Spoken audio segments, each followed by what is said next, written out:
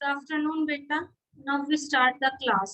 आज हम करेंगे स्वतंत्रता का मार्क्सवादी सिद्धांत। कल हमने उदारवादी सिद्धांत किया था, आज मार्क्सवादी सिद्धांत करेंगे। तो स्वतंत्रता का ये जो मार्क्सवादी सिद्धांत था, ये उदारवादी सिद्धांत के बिल्कुल विपरीत था। कि 17वीं शताब्दी में जब उदारवाद की विचारधारा का जब जन्म हमने किया था, उसमें व्यक्तिगत स्वतंत्रता पे बल दिया था, व्यक्ति के राजनीतिक, आर्थिक, धार्मिक स्वतंत्रता पे बल दिया था। और इसी स्वतंत्रता की विचारधारा के साथ साथ एक पूंजीवादी विचारधारा का समर्थन किया था उदारवादियों ने, कि सबका विकास की अवधारणा जिसमें निहित थी, व्यक्ति की स्वतंत्रता की अवधारणा जिसमें निहित थी। लेकिन मार्क्सवादी जो सिद्धांत है वो उस उदारवाद के बिल्कुल विपरीत सिद्धांत माना जाता है, क्योंकि यह पूंजीवादी व्यवस्था का समर्थन नहीं करता है, यह श्रमिक व्यवस्था का समर्थन करता है, कि श्रमिक हितैषी सिद्धांत माना जाता है। मार्क्सवादी सिद्धांत के जो समर्थक थे या मार्क्सवादी सिद्धांत के जो पायनियर विचार थे, कार्ल मार्क्स, एंजेल्स, लेनिन, इन सब ने अपने अपने देश में जो मार्क्सवादी सिद्धांत के अंतर्गत कृषकों की, श्रमिकों के संगठन बनाए और उन्हीं की स्वतंत्रता के लिए आवाज बुलंद की। इसीलिए मार्क्सवादी जो सिद्धांत था उसका संबंध मानववादी सिद्धांत से माना जाता है, क्योंकि इन्होंने समाज का जो निचला वर्ग था, श्रमिक, उनकी स्वतंत्रता के लिए आवाज उठाई। हाँ बेटा, किसी को कुछ कहना है? तो मार्क्सवादी सिद्धांत में क्या क्या चीजें नहीं थी? तो मार्क्सवादी सिद्धांत सबसे पहले बात करता है कि पूंजीवादी व्यवस्था में स्वतंत्रता संभव नहीं है, क्योंकि मार्क्सवादी सिद्धांत पूंजीवादी व्यवस्था का विरोध करता था। उसके अनुसार जो पूंजीपति है, पूंजीपति मीन्स जो धनी वर्ग है, जो मजदूरों पर शासन करता है, पूंजीपतियों के पास सारी शक्तियां होती हैं उनके हाथों में, और उन शक्तियों के बल पे वो श्रमिकों का शोषण करते हैं। तो जो पूंजीवादी व्यवस्था है उसमें सबकी स्वतंत्रता सुरक्षित नहीं है, क्योंकि जो शासन व्यवस्था होती है पूंजीवादी व्यवस्था में, उस पर भी पूंजीपतियों का आधिपत्य होता है। और इसीलिए कार्ल मार्क्स ने कहा था कि पूंजीवादी व्यवस्था के उदय के कारण मजदूरों की स्वतंत्रता इस तरह से हो गई है जैसे कि उनको जंजीरों में जकड़ दिया गया। नेक्स्ट मार्क्सवाद बात करता है सामाजिक व्यवस्था में परिवर्तन की, कि मार्क्सवादी विचारक क्या कहते हैं कि सामाजिक व्यवस्था में परिवर्तन करना चाहिए। कि मार्क्सवादियों ने समाज में वर्ग संघर्ष की अवधारणा दी थी, कि समाज में दो वर्ग हैं और वो वर्ग अनादिकाल से लेके वर्तमान में और भविष्य तक चलते रहेंगे। मार्क्सवादियों के अनुसार कि अनादिकाल में तो वो दो वर्ग थे, सामंतों के, किसानों के, फिर पूंजीपति जमींदारों के हो गए, राजा का और प्रजा का हो गया वो वर्ग। तो इस सामाजिक व्यवस्था में परिवर्तन करने की आवश्यकता है, क्योंकि इस व्यवस्था के अंतर्गत जो उच्च वर्ग है, जो पूंजीपति हैं या जो जमींदार हैं, उनके हाथों में सारी शक्तियां निहित होती हैं और वो दूसरों की स्वतंत्रता का हनन करते हैं। इसलिए पूंजीपतियों ने कहा कि अगर मजदूरों की और किसानों की स्वतंत्रता को सुरक्षित रखना है या उन्हें स्वतंत्रता प्रदान करनी है, क्योंकि पूंजीवादी व्यवस्था में एक तरह से इनको स्वतंत्रता प्राप्ति नहीं है, तो अगर इनको स्वतंत्रता प्रदान करनी है या इनकी स्वतंत्रता सुरक्षित रखनी है, तो इस समाज की व्यवस्था को ही परिवर्तित करना होगा जिस समाज में दो वर्ग की अवधारणा चल रही है। नेक्स्ट है हिंसक क्रांति द्वारा परिवर्तन की। जिस सामाजिक परिवर्तन की बात मार्क्सवादी कहते हैं, उसके लिए मार्क्सवादी विचारक कहते हैं कि अगर सामाजिक व्यवस्था में परिवर्तन करना है तो सभी मजदूरों को, किसानों को एकत्रित होकर क्रांति करनी होगी। और अगर उस शांतिपूर्ण क्रांति से काम नहीं बन पाता है तो वो क्रांति हिंसक भी कर सकते हैं, कि हिंसक क्रांति का समर्थन करते हैं मार्क्सवादी विचारक, कि अपनी बात को मनवाने के लिए पूंजीपतियों के विरुद्ध, सामंतों के विरुद्ध या राजतांत्रिक शासन प्रणाली के राजशासकों के विरुद्ध, मजदूरों को उनकी तानाशाही से मुक्ति प्राप्त करने के लिए संगठित होके, इकट्ठे होके साम्यवादी संगठन बनाने पड़ेंगे। और ये साम्यवादी संगठन क्रांतियां करेंगे। क्रांति अगर शांतिपूर्ण होती है तो ठीक, वरना अपनी स्वतंत्रता की प्राप्ति के लिए मजदूर हिंसक क्रांति भी कर सकते हैं कि मार्क्सवादी हिंसक क्रांति का समर्थन करते हैं। नेक्स्ट आता है आर्थिक स्वतंत्रता पे, कि मार्क्सवादी विचारधारा में आर्थिक स्वतंत्रता को सबसे ज्यादा महत्व दिया गया है, कि अगर आर्थिक व्यवस्था किसी व्यक्ति की ठीक है तो वो अपनी सारी स्वतंत्रताओं को सुरक्षित रख सकता है। उसकी सामाजिक स्वतंत्रता भी है, उसके पास राजनीतिक स्वतंत्रता भी है, उसकी धार्मिक सांस्कृतिक स्वतंत्रता भी उसके पास है। इसका एक सेंस कहने का मतलब है कि जो पूंजीपति वर्ग है, जिसके पास पैसा है, उन्हीं के पास सारी स्वतंत्रताएं होती है। इसलिए जो आर्थिक स्वतंत्रता है वो सबसे ज्यादा महत्व रखती है। आर्थिक स्वतंत्रता जीवन की मूलभूत आवश्यकताओं की पूर्ति के साथ साथ व्यक्ति के मानसिक और शारीरिक विकास में भी सबसे बड़ा योगदान अदा करती है। इसलिए आर्थिक स्वतंत्रता सब स्वतंत्रताओं से सर्वोच्च है, कि मार्क्सवादियों ने स्वतंत्रताओं का ही विभाजन कर दिया था। एक स्वतंत्रता आर्थिक स्वतंत्रता और दूसरी तरफ बाकी सारी स्वतंत्रताएं रखी थी, और कहा था सबसे पहले आर्थिक स्वतंत्रता की जरूरत है, आर्थिक स्वतंत्रता मिलनी जरूरी है, बाकी स्वतंत्रताएं अपने आप प्राप्त हो जाती है। नेक्स्ट मार्क्सवादियों ने कहा है स्वतंत्रता तथा समानता में संबंध, कि दो विचारधाराएं थी इस टाइम ड्यूरेशन में जब मार्क्सवाद थी, मार्क्सवाद और समाजवाद। समाजवाद बात करता था समानता की, लेकिन मार्क्सवाद बात करता था साम्यवादी विचारधारा की। तो इसने साम्यवादी विचारधारा ने स्वतंत्रता और समानता को कैसे संबंधित किया था? उन्होंने कहा था कि प्रत्येक व्यक्ति को स्वतंत्र किए बिना समाज स्वतंत्र नहीं हो सकता, जबकि समाजवाद कहता था सबको समान स्वतंत्रता जो समाज की स्वतंत्रता से प्राप्त हो सकती है। लेकिन मार्क्सवादियों के अनुसार प्रत्येक व्यक्ति की इंडिविजुअल स्वतंत्रता की बात की जाती थी, कि प्रत्येक व्यक्ति को व्यक्तिगत रूप से जब स्वतंत्रता दे दी जाती है तो इसका मतलब सबको व्यक्तिगत स्वतंत्रता मिलेगी, तो पूरे के पूरे समाज को स्वतंत्रता मिल गई है। इसीलिए उन्होंने उत्पादन के साधनों पर सामाजिक समावित्व या व्यक्ति के शोषण की मनाही की बात की थी, क्योंकि ये अगर उत्पादन के साधनों पर किसी एक व्यक्ति का अधिकार नहीं होगा, सबका स्वामित्व होगा, सबको समान रूप से उसको उपभोग करने का अधिकार मिलेगा, तो ये समानता मार्क्सवादियों ने बताई थी, कि जो ये समानता है सबको उपभोग करने की स्वतंत्रता, यही समानता है और यही स्वतंत्रता है। नेक्स्ट मार्क्सवादियों ने कहा था स्वतंत्र न्यायपालिका का अभाव, कि मार्क्सवादियों के अनुसार जो तानाशाही व्यवस्थाएं थी, जहां आर्थिक तथा राजनीतिक शक्तियां मजदूरों के हाथों में रहेंगी, वहां पर कार्यपालिका मजदूरों के हितों के लिए काम करेगी, और उस अवस्था में साम्यवादी जो राज्य स्थापित होंगे वहां न्यायपालिका को कार्यपालिका के अधीन किया जाएगा, कि न्याय मजदूरों के हितैषी होंगे, और कार्यपालिका में जो शासन व्यवस्था होगी वो क्रांति के बाद साम्यवादी सरकार की शासन व्यवस्था स्थापित होगी, तो स्वतंत्र न्यायपालिका के एवज में मजदूरों की जो शासन व्यवस्था होगी उसी के नियंत्रण की न्यायपालिका मिलेगी। तो ये थी मार्क्सवादियों की स्वतंत्रता से संबंधित अवधारणाएं। अब मार्क्सवादियों की स्वतंत्रता से संबंधित इन अवधारणाओं की आलोचनाएं भी की गई थी। तो आलोचनाएं क्या थी? सबसे पहले राज्य और स्वतंत्रता की, मार्क्सवादी मानते थे कि राज्य की बागडोर जिन व्यक्तियों के हाथों में है वो साम्यवादी दल या श्रमिक वर्ग के हितों के हितैषी नहीं है, उनकी स्वतंत्रता के पोषक नहीं है।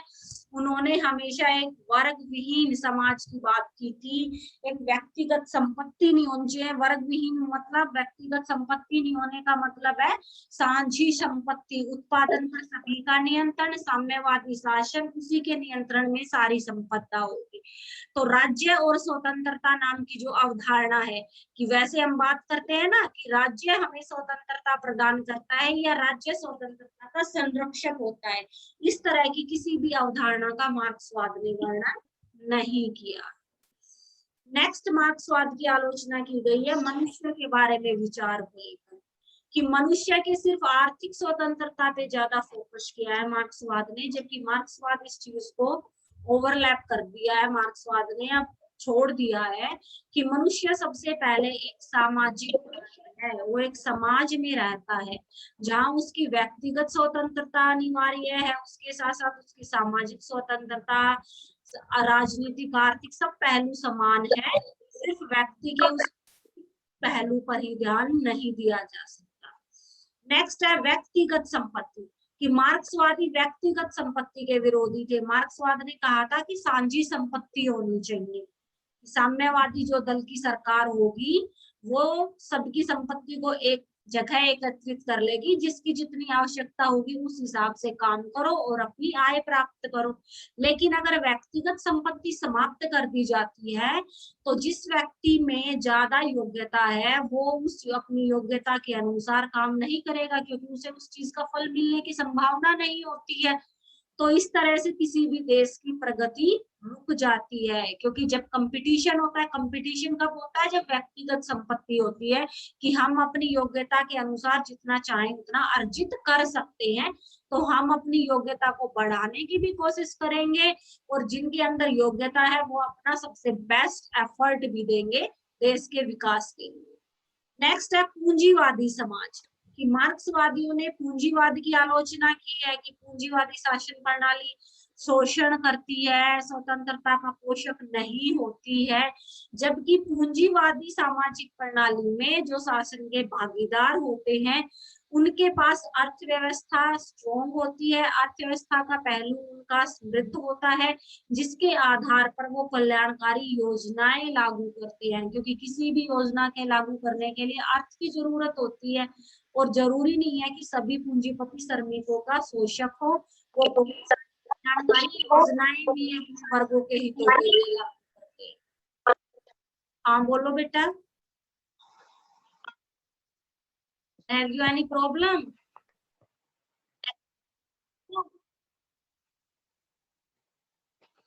नेक्स्ट है समाजवादी राज्यों में स्वतंत्रता का अभाव, कि समाजवादी राज्य की शासन की सभी व्यवस्थाओं पर साम्यवादी दल का नियंत्रण रहता है। कि साम्यवादी दल के नियंत्रण की क्या बात आती है कि जब वर्ग संघर्ष की बात करता है मार्क्सवाद, पूंजीपतियों के शोषण की बात करता है मार्क्सवाद, तो उसके साथ साथ वो कहता है कि क्रांति के द्वारा साम्यवादी दल का शासन होना चाहिए। साम्यवादी दल का शासन होगा वो भी तो किसी एक दल का ही शासन होगा, वो दल भी तो निरंकुश हो सकता है अगर उसके हाथ में सारी शक्तियां आ जाएंगी। तो ये चीज कि वो दल सभी स्वतंत्रताओं की रक्षा करेगा या सभी स्वतंत्रताओं का पोषक होगा, ये संभव नहीं हो सकता है। और लास्ट इसमें हम एक नया पॉइंट भी बना सकते हैं कि स्वतंत्र न्यायपालिका का अभाव, जिस मार्क्सवाद ने कहा है, क्योंकि स्वतंत्र न्यायपालिका का अभाव अगर होगा तो स्वतंत्रताएं कभी भी सुरक्षित नहीं रह सकती, क्योंकि लोक कल्याणकारी राज्यों या प्रजातांत्रिक शासन प्रणालियों में स्वतंत्रता का रक्षक नियुक्त किया गया है न्यायपालिका को, कि नागरिकों के अधिकारों का, नागरिकों की स्वतंत्रताओं का किसी भी प्रकार का हनन होता है तो न्यायपालिका की शरण ली जा सकती है। अगर न्यायपालिका स्वतंत्र नहीं होगी, वो साम्यवादी दल की कार्यपालिका के नियंत्रण में रहेगी, तो वो कभी भी उचित और न्यायिक निर्णय नहीं दे सकती है। तो न्यायपालिका की स्वतंत्रता का अभाव अर्थहीन है। स्वतंत्र न्यायपालिका अनिवार्य है स्वतंत्रता की रक्षा के लिए। यहाँ पर हमारी फर्स्ट यूनिट का first topic define liberty, liberty के सेफगार्ड्स, लिबर्टी के टाइप्स और लिबर्टी के प्रिंसिपल्स कंप्लीट हो गए हैं। अब हम नेक्स्ट करते हैं। अगर यहाँ तक किसी स्टूडेंट की कोई क्वेरी है तो पूछ सकते हो। देखो मैं स्टार्टिंग से एक बार पीडीएफ को रिवाइज कर रही हूँ, अगर किसी स्टूडेंट को यहाँ से कुछ पूछना है इस टॉपिक से रेलिवेंट तो पूछो बेटा, वरना फिर मैं नेक्स्ट स्टार्ट करती हूँ। मीनिंग ऑफ लिबर्टी आ गया समझ, definitions, learn any 2 or 3 definitions according to your flexibility. Now aspects of liberty, negative liberty, positive. Negative liberty जिसमें बहुत ज्यादा स्वतंत्रता की बात की जाती है जो दूसरों के लिए हानिकारक हो जाती है। पॉजिटिव जो एक कल्याणकारी राज्य की अवधारणा में निहित होती है, जिसमें सभी की स्वतंत्रताओं को सुरक्षित रखने का पहलू होता है। उसके बाद आया था नेगेटिव और पॉजिटिव में क्या डिफरेंसेस है। उसके बाद different kinds of liberty, national civil, natural, civil, political, economical, national, personal, religious, moral. फिर उसके बाद आया था सेफगार्ड्स ऑफ लिबर्टी, कि लिबर्टी को, स्वतंत्रता को सुरक्षित रखने, कौन सुरक्षित रख सकते हैं, किनके पास वो पावर्स है या किनको वो शक्तियां दी जाती हैं या किनके पास वो सामर्थ्य है जो स्वतंत्रता को सुरक्षित रख सकते हैं।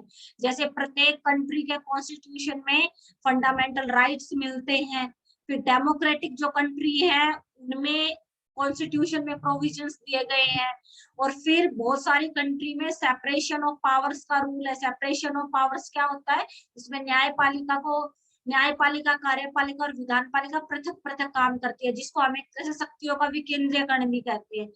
फिर जिसमें जुडिशरी को एग्जीक्यूटिव और लेजिस्लेटिव से डिफर किया गया है, कि एक तरह से सेपरेट किया गया है न्यायपालिका को कार्यपालिका विधानपालिका से। फिर रूल ऑफ लॉ जहां होता है वहां भी लिबर्टी सेफ रहती है।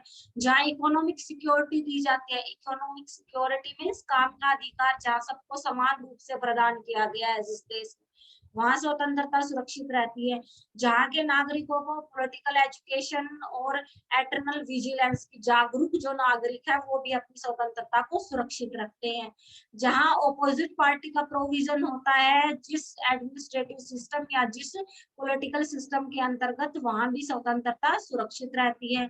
फिर आता है फ्री प्रेस, जहाँ का मास मीडिया या प्रिंट मीडिया इंडिपेंडेंट फ्री है, वहां वो सरकार की आलोचनाएं भी कर सकते हैं, नागरिकों के पक्षों को भी रखते हैं, वहां भी स्वतंत्रता सुरक्षित रहती है। और लास्ट था जहाँ पे सिंपल और स्पीडी जुडिशियल सिस्टम, न्याय प्रक्रिया आसान है और जल्दी मिलता है न्याय, तो स्वतंत्रता का संरक्षक है वो भी। और लास्ट में था रिटन कॉन्स्टिट्यूशन की, संविधान में लिखित स्वरूप में जब सारी बातों का वर्णन होता है तो स्वतंत्रता को लेकर कोई मतभेद नहीं रहता, स्वतंत्रता सुरक्षित रहती है। फिर हमने किया था relationship between liberty and law, जिसके दो एस्पेक्ट्स थे। एक एस्पेक्ट कहता है लॉ और लिबर्टी दोनों अपोजिट है, और दूसरा एस्पेक्ट कहता है लॉ और लिबर्टी एक दूसरे से कोरिलेटेड है। और उसके बाद किए थे लिबर्टी से रेलिवेंट थ्योरीज, जिसमें फर्स्ट थ्योरी थी लिबरल थ्योरी, उदारवादी सिद्धांत, और आज की है सेकंड थ्योरी मार्क्सिस्ट थ्योरी, मार्क्सवादी सिद्धांत। यहाँ तक किसी स्टूडेंट को कोई डाउट नहीं है, सबको समझ आ गया? अगर किसी को कुछ पूछना है तो पूछो बेटा, वरना फिर मैं नेक्स्ट स्टार्ट करवाती हूँ, next chapter of unit second.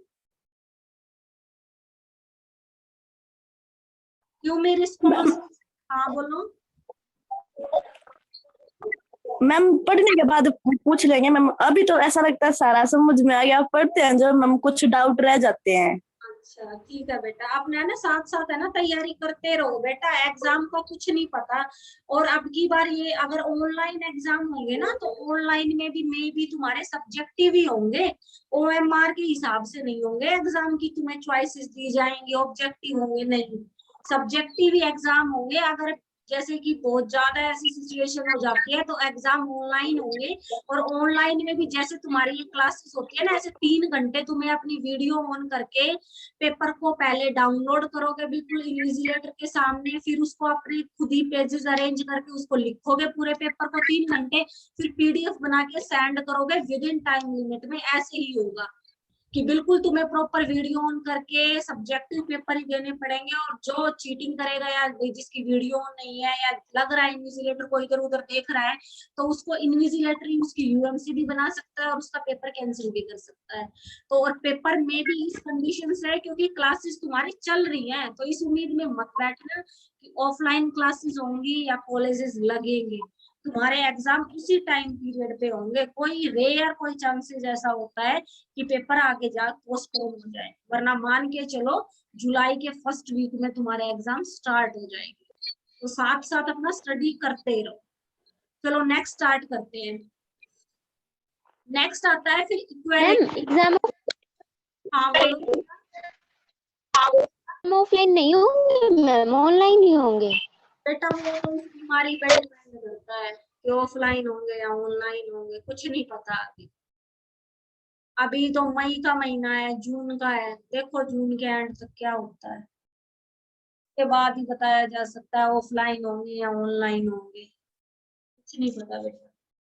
Next हम करते हैं इक्वेलिटी, समानता।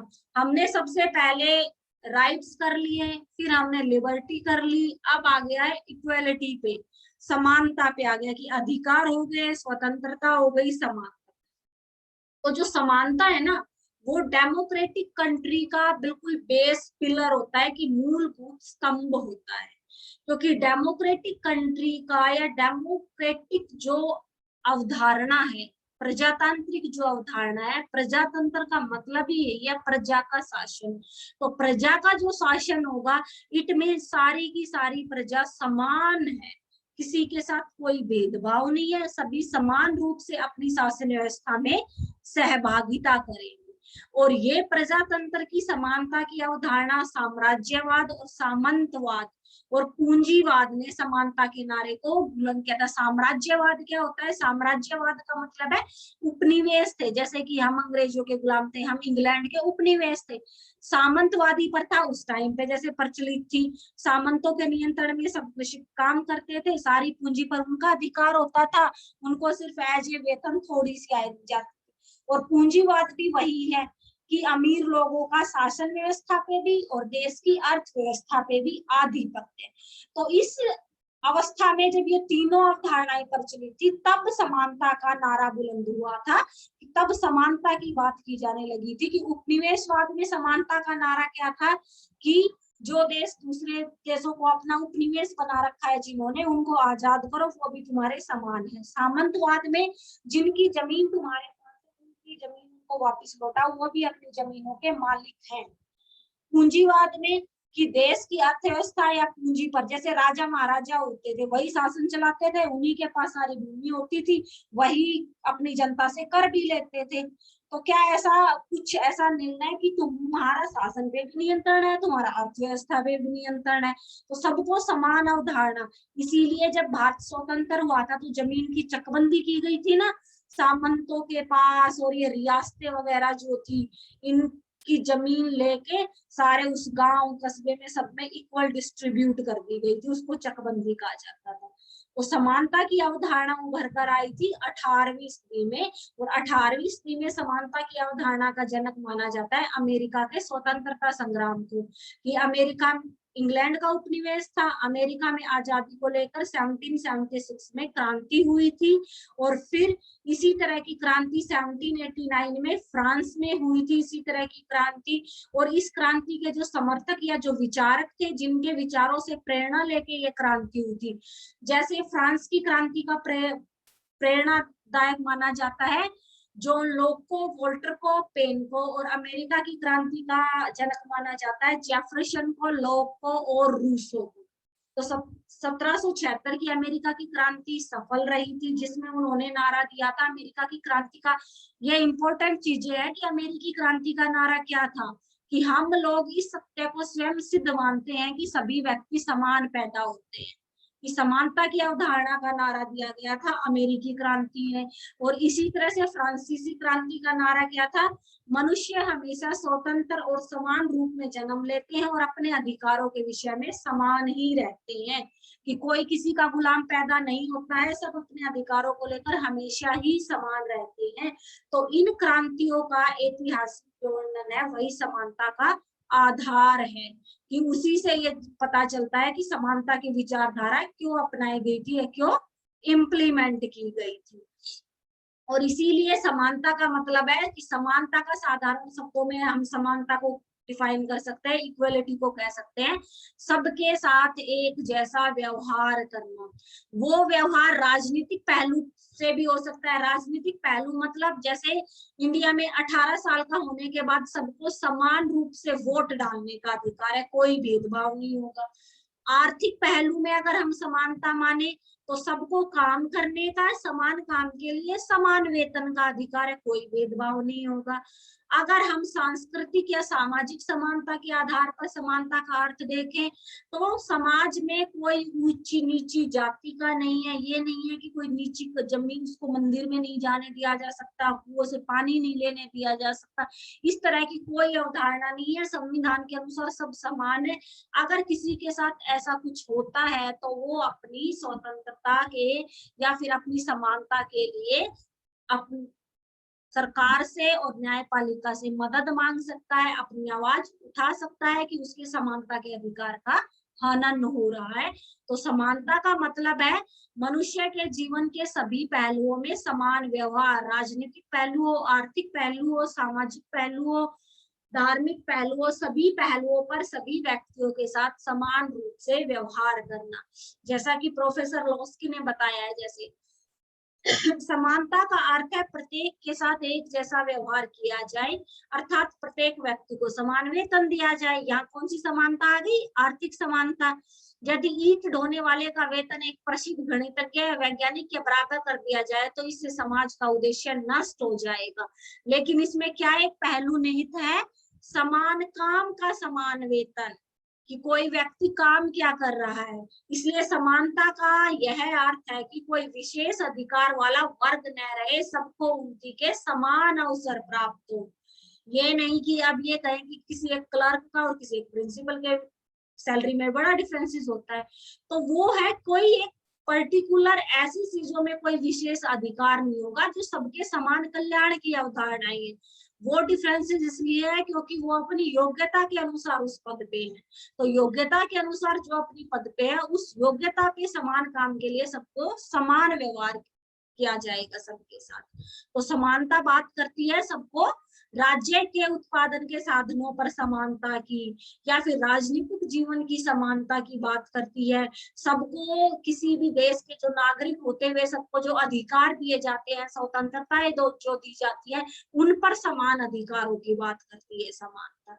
और इसीलिए समानता के अर्थ को लेकर दो तरह की विचारधाराएं देखने को मिलती हैं, कि समानता का एक कंफ्यूजिंग मिस या रोंग कंसेप्शंस माना जाता है कि समानता का मतलब है बराबर या एक साथ, जिसमें कोई ऊंच नीच, बड़ा छोटा, या इस बराबर की स्थिति से मतलब है अमीर गरीब ऊंच नीच नहीं है।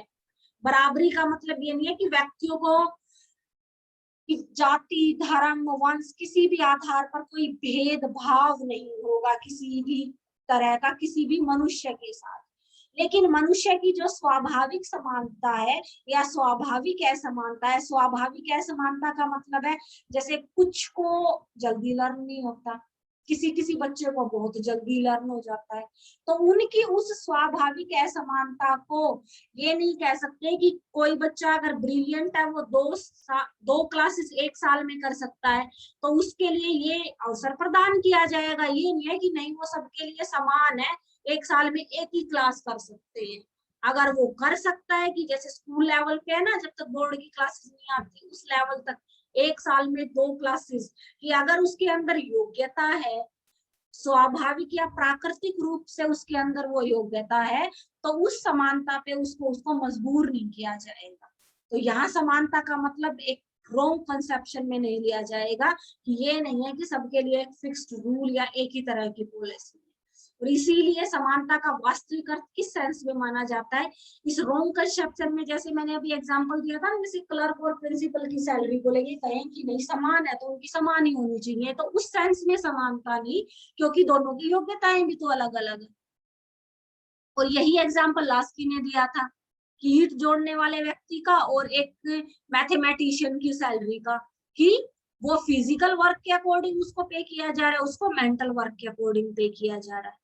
इसीलिए समानता का एक्चुअल मीनिंग होता है कि समानता ज्यादातर उन चीजों में समानता देखी जाती है जो चीजें सबको सार्वजनिक रूप से प्रदान की जाती है। सार्वजनिक रूप से चीजें प्रदान की जाती हैं एक राष्ट्र का नागरिक होने के नाते, या नैतिक मूल्यों की जो सार्वजनिकता होती है, वो सार्वजनिक चीजें सबको समान रूप से दी जाए। जैसे राजनीतिक समानता देश में, कानून का शासन की समानता सबको समान रूप से पालना होती है, कि प्राकृतिक असमानता को दूर करना राज्य का सिर्फ उन्हीं प्राकृतिक असमानताओं को दूर कर सकता है राज्य, जो प्राकृतिक असमानताएं जैसे क्या है, पहले जाति के आधार पर भेदभाव होता था, वो असमानता राज्य दूर कर सकता है कि जाति के आधार पर किसी भी के साथ कोई भेदभाव नहीं होगा, धर्म के आधार पर भेदभाव नहीं होगा किसी के साथ नैतिक मूल्यों के आधार पर नहीं होगा। लेकिन योग्यता के आधार पर अगर हमारे अंदर वो योग्यता है, हम दूसरों से ज्यादा कर सकते हैं, तो उस अवधारणा में समानता, जैसे अब निजी संपत्ति में है, अगर किसी व्यक्ति के अंदर योग्यता है, वो ज्यादा कमा सकता है, ज्यादा इकट्ठा कर सकता है, ज्यादा संपत्ति एकत्रित कर सकता है, तो उसको ये है अधिकार। दूसरों को ये नहीं है कि नहीं तुम्हारे पास इतनी ज्यादा संपत्ति हो गई, इसको दूसरों को बांट दो, सबको समान करना है। तो वो समानता का गलत अर्थ है, भ्रामक अर्थ है, रॉन्ग कंसेप्शन है वो समानता की। समानता का मतलब है समान काम का समान वेतन। बिल्कुल इजीएस्ट एग्जांपल है इसका कि एक जैसी परिस्थितियों में सबके साथ समान व्यवहार। अगर अलग परिस्थितियों में हम अपनी योग्यता के अनुसार अलग तरीके से काम कर रहे हैं तो वो समानता नहीं है।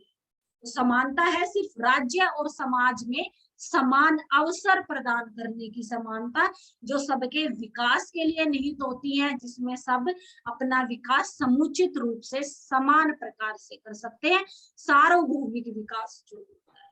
और इसीलिए लास्की ने समानता की बिल्कुल राइट कंसेप्शन या राइट डेफिनेशन क्या दी है लास्की ने, कि समानता का अर्थ है कोई विशेष अधिकार वाला वर्ग न रहे और सबको उनकी के समान अवसर प्राप्त हो।